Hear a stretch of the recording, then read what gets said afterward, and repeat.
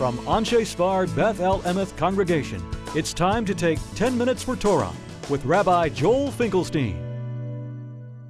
Welcome to our discussion of Parashat Rabbi, the source of joy. If we look at the Mishnah in Moed Katan, it says as follows: If a person buries the dead, God forbid, 3 days before a holiday, the Avelut, the mourning, is canceled. We maintain the position that even 1 moment before the holiday, the mourning, the Shiva, is canceled. If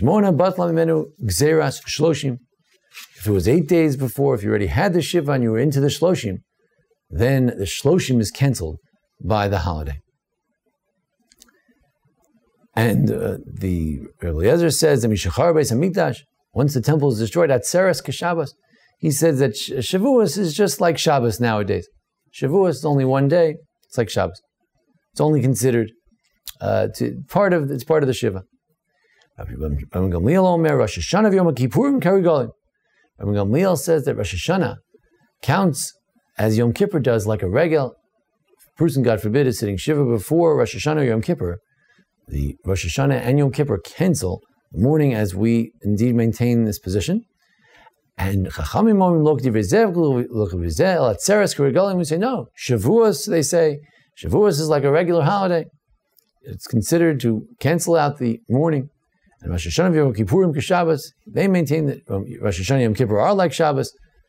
We say that no, Rosh Hashanah Yom Kippur are indeed like a holiday, cancels the Shiva for all 7 days. This notion that a holiday cancels the Shiva, we have to ask ourselves the question: what is it about the Shalosh Regalim, the 3 pilgrimage festivals, that cancels the mourning? What is it about Atzeres nowadays, about the holiday of Shavuos nowadays, that was questionable? What is it about Rosh Hashanah that led to a debate in Yom Kippur as to whether they should be included as well in this cancellation of the mourning? And then we have 2 others we'd like to throw in as well. Sorry, Salvechik pointed out 2 others who sort of cancel the mourning. They don't have mourning. That is a Kohen. A Kohen, generally speaking, does not go to any funerals, only for the 7 closest relatives when he, God forbid, is sitting Shiva. And the Kohen Gadol, how is it that the Kohen Gadol, the high priest, never sits Shiva? He never mourns, never goes to any funerals for all, even the closest 7 relatives. Why is it? What is it that leads to this great joy that then cancels the mourning? Rabbi Salvechik of blessed memory said, you know what it is that causes the joy? Let's take a look in our Parashat Rabbi. In Shavuos it says, "V'samachta lifnei Hashem Elokecha." You should rejoice before God. That's the key word. And therefore, in all the Shalosh Regalim, what does it say? Shalosh pamim b'shana yira'eh kol zuchurcha pnei Hashem Elokecha. 3 times a year, we should be seen with all of our male children at the face of God, so to speak, in the place God has chosen. You know what it is that leads to the joy? It's the experience of Lifnei Hashem. When we have an experience of being close with God, that undoes any sense of mourning. Mourning means that a person feels disconnected from God. He feels that somehow Satam Tfilati, somehow my prayers are disconnected. Somehow I'm removed from God. And the process of mourning brings a person back closer with God. And however, when a person is with God, then they needn't mourn. If a person is during the 7 days of Sukkot, Shmini Atzeres,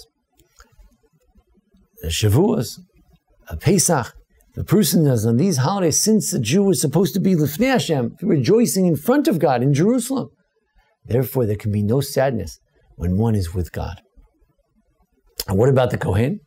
Kohen is generally also in front of God. He's supposed to be working in the temple.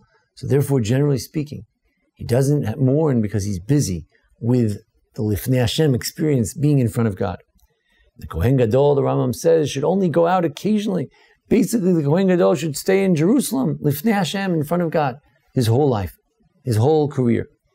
And therefore, says Rabbi Soloveitchik, that's why the Kohen Gadol, the high priest, has no mourning, because he's always Lifnei Hashem. It's always like a Yontif for him, in the sense that he's always a Lifnei Hashem. He's always in front of God. What about a Shavuos? They thought nowadays, without a 7-day holiday, without the return, without going to Jerusalem, so where's Lifnei Hashem? And the halacha is that no, that even Shavuos, even today, we have some element of Lifnei Hashem, of being before God on all of the holidays, even to this day. What about Rosh Hashanah Yom Kippur? So when it comes to Rosh Hashanah, the Gemara in Rosh Hashanah says that when Kevel and Zikaron Ka'asi, since the blowing of the shofar is to be remembered before God, Lifnei Hashem, therefore it's as if it's as if we're going with our shofar and our shofar blast deep into the Holy of Holies, into the inner chamber. So on Rosh Hashanah, we do go Lifnei Hashem, we do go in front of God, and therefore we hold that on Rosh Hashanah, there is also a cancellation of the Shiva, God forbid, for Rosh Hashanah as well. In Yom Kippur, Ein Tzarech Loma, there's no question. That Yom Kippur is Lifnei Hashem, Lifnei Hashem Titar, we should be purified before God. Where the Kohen Gadol actually goes into the Holy of Holies, physically goes in, and he's representing all of us. So in that sense, there's no question that Yom Kippur is Lifnei Hashem. When it's Lifnei Hashem, when you're with God, that's the greatest joy. There's no place for any kind of mourning. Mourning is canceled. The Shiva is canceled. The Shloshim could be canceled as well. Now, if you look in our Parashat, it also mentions that Banim Hashem Banim Atem Hashem Elokechem Lo Titgo Dedu Lo Tasimu Kocha Beinechem Lamed. He says, you are children of God, so therefore, don't cut your skin. Don't put a bald spot between your eyes for the dead. People used to mourn in very extreme kind of ways, as some people do to this day. And the Torah is saying is, you're children of God. Perhaps we could suggest, since you are, to some degree, every Jew is Lifnei Hashem, you're a child of God. Therefore, there's a limit to how much you can mourn, how far it can go. And therefore we say, Hamakom Minachem Etchem. May the one who is omnipresent comfort you. How's God going to comfort me? Person who lost, God forbid, a father, mother, sister, brother, child, God forbid. How can he be comforted? Who can possibly comfort someone who just lost a loved one? The answer is Hamakom, the one who is omnipresent, who's everywhere, who's with you. By definition, because God is the place of the whole world, and we're in that world. Therefore, we're with him as long as we're with Hashem. There can be the beginnings of some sort of comfort. It's not as acute as it is on Sukkot, where we're truly Lifnei Hashem.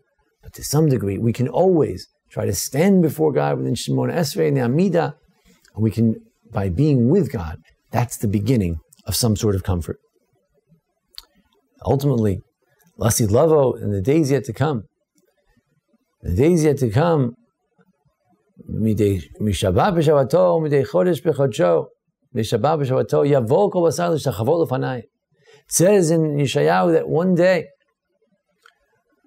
day, whether it's every single Shabbos and every single Rosh Chodesh, everyone in the whole world will come before God to bow down in front of me, in front of God. In that sense, Simchat Olam Ha'osham, there'll be a joy in the days to come, that it will be an eternal joy. Because why will there be eternal joy in the end of days? Because we have a strong army? Because Mashiach will be a great leader? No, the reason we're going to have eternal joy in the end of days is because we'll be with God all the time. The gates will be open, and when Shabbat Yipateach, we'll be able to go to Jerusalem as much as we want. And that is living Lifnei Hashem for all eternity. Of course, in the world to come, Yafeh Sha'achas, V'olam Haba, Kol Chayil Mazeh, the Koras Ruach, the pleasantness of the world to come is all about Lifnei Hashem. It's all about being with God. And therefore, in that world to come, the Koras Ruach, the amount of pleasure that exists in existence in the ultimate world, the Olam HaEmes, the true world and the world to come, is unfathomable, because that's the true joy. joy of being Lifnei Hashem. Let's hope we can learn to be Lifnei Hashem to some degree every day, and looking forward to our holidays coming not so long from now, to truly have on those days, especially, a true sense of Lifnei Hashem. And when there's Lifnei Hashem, there's no room for mourning, and that is the truest source of joy, knowing that we can be with God.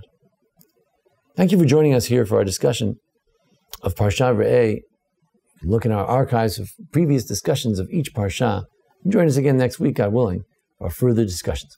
I want to thank Jason Lefkowitz for making today's presentation possible, and join us again here at the Anshe Sephardi Beth El Emet congregation in Memphis, Tennessee. Thank you. This has been 10 Minutes for Torah with Rabbi Joel Finkelstein.